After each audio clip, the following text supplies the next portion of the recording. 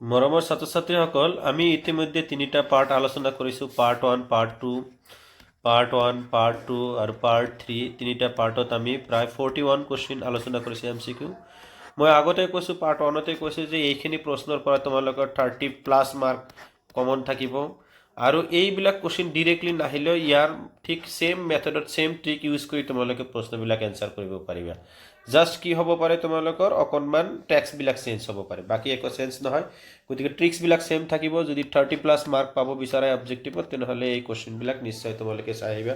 যদি এতিয়াও চোৱা নাই, অলপ সময় উলিয়াই লৈ ধুনীয়াকৈ চাই আহিবা। এঘণ্টা সময় যদি চোৱা, তোমালোকৰ MCQখিনি ৰিভিজনো হৈ যাব ধুনীয়াকৈ আৰু পৰীক্ষাত এটা ভাল মাৰ্ক এটা কেৰি কৰিব পাৰিবা।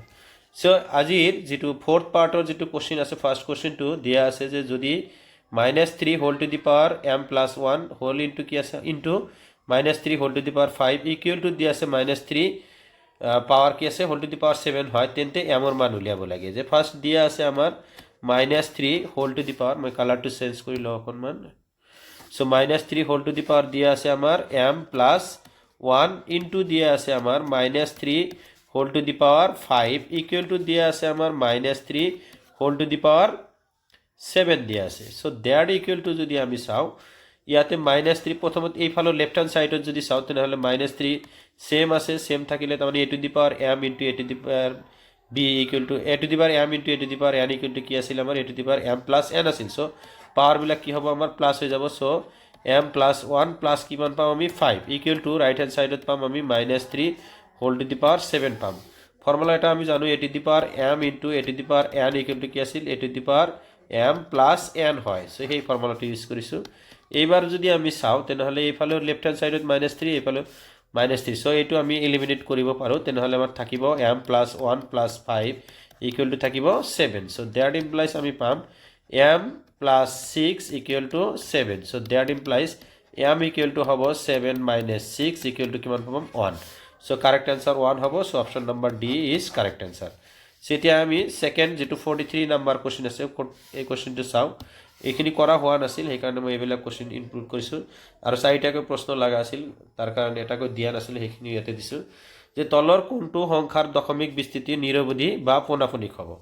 চ' দশমিক বিস্তৃতি নিৰৱধি বা পোনাপনিক হ'বলৈ হ'লে, প্ৰথম কথা সাৱধি হ'বলৈ হ'লে 2 two the power m into কি থাকে m ধৰি লৈছোঁ, আৰু 5 টু দি পাৱাৰ n কেটাগৰীত হ'ব লাগিব হৰৰ মৌলিক উৎপাদক বিশ্লেষণত, আৰু p/q কি কৰিব লাগিব সহমৌলিক হিচাপত ল'ব লাগিব। চ' এইখিনি যদি আমি পাওঁ, তেতিয়াহ'লে এইটো সাৱধি হ'ব, আৰু যদি নাপাওঁ তেনেহ'লে নিৰৱধি হ'ব। অনলি 2 থাকিলেও সাৱধি হ'ব, অনলি 5 থাকিলেও সাৱধি হ'ব। যদি 2ৰ বাহিৰে 5ৰ বাহিৰে অন্য সংখ্যা থাকে, তেতিয়াহ'লে নিৰৱধি বা পোনাপনিক হ'ব। যে ফাৰ্ষ্ট কুৱেশ্যনটো চাওঁ, ফাৰ্ষ্ট অপশ্যনটো আমি চাম। অপশ্যনটোত কি দিয়া আছে আমাৰ 6/15 দিয়া আছে। চ' ইয়াক যদি আমি p/qটোক যদি সহমৌলিক কৰোঁ, তেনেহ'লে ওপৰত 2 পাম আৰু তলত 5 পাম। চ' অনলি 5 পাইছোঁ, গতিকে এইটো কি হ'ব আমাৰ সাৱধি হ'ব, সাৱধি। চ' এটা পালোঁ, এইটো সাৱধি, এইটো এনচাৰ নহয়, অপশ্যন নম্বৰ এ। বিটো যদি চাওঁ, 2 টু দি পাৱাৰ 7 ইনটু কিমান দি আছে 5 to the power 2। So' option number B কি হ'ব আমাৰ সাৱধি হ'ব। অপশ্যন নম্বৰ চিটো যদি চাওঁ, অপশ্যন নম্বৰ চি আছে 77 ডিভাইডেড বাই 210 আছে। চ' 7 দি কাটিব পাৰোঁ, 7 দি কাটিলে 11 টাইমছ যাব, এইটো 30 টাইমছ যাব। চ' 30ক এতিয়া আমি ফেক্টৰাইজেশ্যন কৰিম। 2 দি ফেক্টৰাইজেশ্যন কৰিলে 15 পাম, দেন 15ক 3 দি কৰিলে 5 পাম। ইয়াতে 2 আৰু 5ৰ বাহিৰত আৰু কিমান পাইছোঁ 3 পাইছোঁ, গতিকে এই অপশ্যন নম্বৰ চিটো কি হ'ব কাৰেক্ট এনচাৰ হ'ব, যিটো নিৰৱধি হয়। যদি তোমালোকে চেক কৰিব বিচাৰা যে ডি নম্বৰটো চেক কৰি চাওঁ, তেনেহ'লে 35 বাই কিমান আছিল 50 আছিল, 5 দি যদি কাটি দিয়া তেনেহ'লে ওপৰত 7 পাবা, তলত 10 পাবা। আৰু 10ক যদি ফেক্টৰাইজেশ্যন কৰা, তেনেহ'লে 7 ডিভাইডেড বাই 2 ইনটু 5 পাবা, যিটো কি আছিল আমাৰ সাৱধি আছিল। গতিকে অপশ্যন নম্বৰ চিটো কি হ'ব আমাৰ কাৰেক্ট এনচাৰ হ'ব। নেক্সট কুৱেশ্যনটো আমি চাম। 44 নম্বৰ কুৱেশ্যন। 44 নম্বৰ কুৱেশ্যনত দিয়া আছে আমাৰ, এইটো এটা মানে কনচেপ্টটো হ'ল মানে বহুপদৰে কনচেপ্ট। এইখিনি কথা কোৱা হোৱা নাছিল যদিও, সেইখিনি বস্তু তোমালোকে এবাৰ চাই ল'বা।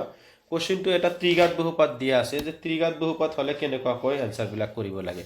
চ' ইয়াত দিয়া আছে যদি x টু দি পাৱাৰ 3 কি দিয়া আছে আমাৰ x to the power 3 plus 3x² plus 2x plus k ত্ৰিঘাত বহুপদটোৰ শূন্যবোৰ আলফা, বিটা আৰু গামা, আৰু আলফা ইকুৱেল টু 0 হ'লে তেন্তে কেৰ মান কি হ'ব।